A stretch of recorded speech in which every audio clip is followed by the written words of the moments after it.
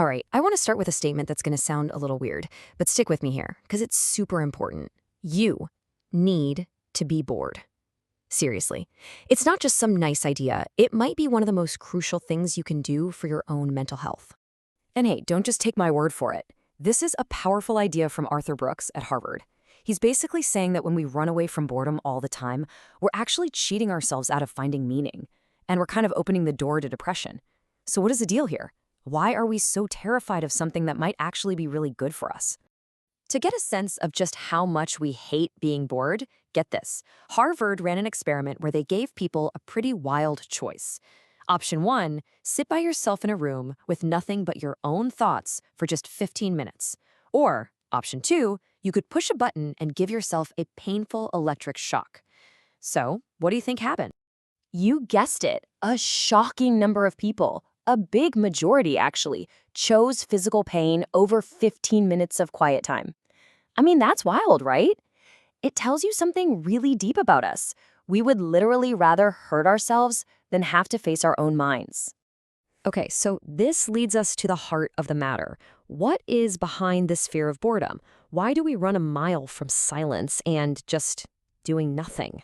Well, it turns out the answer isn't out there. It's in here, in our brains. It has to do with what our brain does automatically in those quiet moments. When we're not busy with a task, our brain flips a switch into what you could call its daydreaming mode. Now, there's a fancy scientific name for this, of course. It's called the default mode network, or DMN for short. Just think of it as your brain's factory setting. It's what your brain does by default when you aren't giving it a specific job to do. It just starts to wander. And, this is where we start to feel uncomfortable. Because see, when that DMN kicks on, it's not just thinking about what's for dinner. Nope. It starts asking the really big, really heavy questions, the existential stuff, the kind of stuff that doesn't have an easy answer. And that is the source of the discomfort. We're not just bored. We're suddenly face to face with the biggest questions about our own lives. Now, take that totally natural, kind of uncomfortable brain function and smash it together with modern technology. What do you get? Well, Arthur Brooks calls it a doom loop. Let's break down how this thing actually traps us. So picture this. It starts small. You've got a spare moment, right? Maybe you're in line at the grocery store or waiting for a friend. You feel that tiny little ping of boredom starting to creep in. Your default mode network is just about to power up. And what do? It's like a reflex. We don't even think about it. Boom, the phone comes out. We fill that empty space immediately. We basically shut down our brain's wandering mode before it even gets a chance to ask those big, scary questions. And right there, that's the trap. This is the whole loop. By constantly dodging boredom, we stop our brains from doing the really deep work, the work of finding our purpose. But a lack of purpose makes us feel anxious, which makes us reach for our phones even more for distraction, which, you guessed it, blocks us from finding meaning. It's just this vicious, draining cycle. And look, this isn't just some philosophical idea. The data backs it up. It seems to be no coincidence that as our world has gotten incredibly good at killing boredom, we've seen rates of anxiety and depression just skyrocket.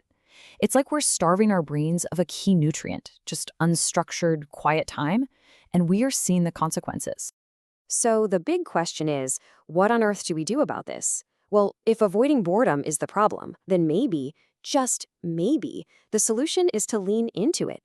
It's time to actually learn how to practice being bored. So here's a little boredom prescription for you. Try some of these. Next time you're driving or on the train, try a silent commute. No radio, no podcasts. When you work out, try leaving your phone in the locker. Just be in your own head. And maybe schedule little 15-minute screen fasts during your day, where you put everything away and just exist. Here's a great, really practical rule that comes straight from Brooks's own family. No phones during meals. The idea is so simple, but so powerful. We're here for each other, right now. We're not here for all the people and all the things that aren't physically in the room with us. Now, I already know what you're thinking. The excuses are popping up, right? But what if there's an emergency? Well, you can set your phone so that only 1 or 2 really important numbers can break through. But I'll miss what's happening in the world. Let's be honest, the news can probably wait 15 minutes. Our grandparents got by just fine without a 24/7 feed. And look, if you can just push past those initial excuses and start making space for these quiet moments, the rewards are absolutely huge. This isn't about punishment. It's about unlocking a totally different and frankly, better way of living your life. So what's the payoff here? Well, funny enough, practicing boredom can actually make you less bored with your job and your relationships. You'll probably find that you have way more creative ideas just popping into your head because your brain finally has some room to breathe and connect the dots. And most importantly, you'll start doing that essential, deep work of figuring out your purpose. And the end result of all that? Yeah, you might just find yourself a whole lot happier. So I'll just leave you with this one question to think about. I mean, really think about it. No phone, no TV, no podcasts, no distractions at all. When was the last time you truly, honestly let yourself do absolutely nothing? The answer might just be the first step to a more meaningful life.